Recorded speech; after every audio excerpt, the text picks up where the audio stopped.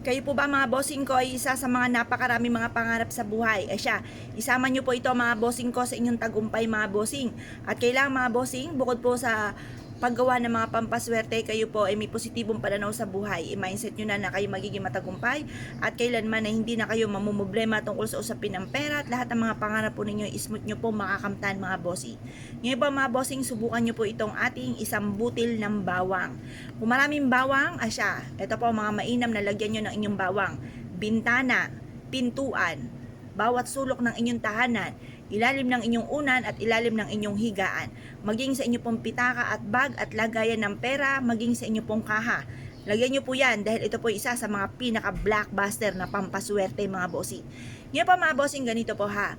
Kung kayo po'y gagawa ng pampaswerte kahit simple mga pamamaraan kagaya ng ating bawang, i-mindset nyo na kayo magiging matanggumpay at lahat ng mga pangarap po ninyo inyong makakamtan. Kasi baka naman po nagawa kayo ng ganito tapos kayo naman po ang inyong kaisipan ay nega. Huwag na muna kayong gagawa dahil baka maiyamot lang kayo at baka ako'y sisihin nyo pa at sabihin nyo po kayo po ay malas at hindi po kayo sinuwerte sa aking pong ginawa.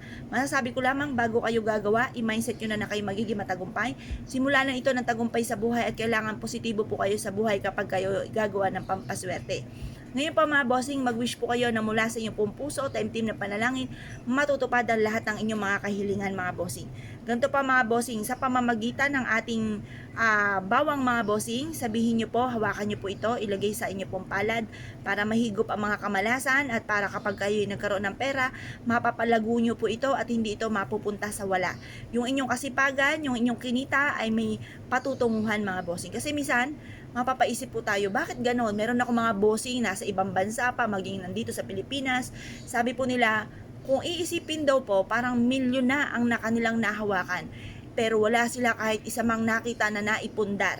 Yan, kaya kailangan alisin natin ang mga kamalasan sa ating mga kamay para pag may dumating na pera, makikita naman po natin, maubos man po ito, nakikita po natin kung saan ito nagpupunta. Meron tayong napupundar. Ngayon po, para mahigop ang ating mga pagiging gastador, higupin po ng ating pong bawang at pagkatapos mag-wish ka na sa pamamagitan ng bawang na ito at bukod sa sipag at tiyaga at pananalig sa mahal na Panginoon, magkakaroon ako ng malaking bahay, magkakaroon ako ng sariling negosyo na dito na ako yayaman, magkakaroon ako ng mga bagay na matagal ko nang pinapangarap. Positive lamang, isa-isip po natin, isa puso na magkakatotoo lahat ang ating mga pangarap sa buhay. Dagdagan ng sipag at tiyaga, double time sa pagkayod at pagkatapos, ibilad ito sa sinag po ng araw hanggang alas 8 ng umaga. Kagaya ng mga nabanggit ko na posisyon o sa mga pwesto ng inyo pong bawang ay doon nyo po ilalagay upang sa ganon kayo po ay matupad lahat yung mga pangarap at i-adjust ako sa lagi ikaw suswertihin. Ako po mga bossing, sinicheck ko po yung bag ko. Sinicheck ko po ito kung ang aking pong bawang sa bag ay fresh pa. Kasi kapag natuyo na po yan, paltan nyo lang po ng bago na bawang. Kasi maaaring tuyo na yung bawang natin, marami na siya nahigop na mga negatibo na parang minamalas na uli, hindi na sinuswerte. Check nyo rin po yung bawang po ninyo at baka tuyo na po yan, itapon nyo lang po yan sa basurahan. Tapos paltan natin ng bago. Kaya ko kayo pinaniwala at naisip po itong gawin mga bossing, ay siya wag na po kayo magpatumpik-tumpik pa, subukan nyo po ito, proven po ito na maswerte. Yun lang po mga bossing, good luck po sa inyo po lahat. Salamat po.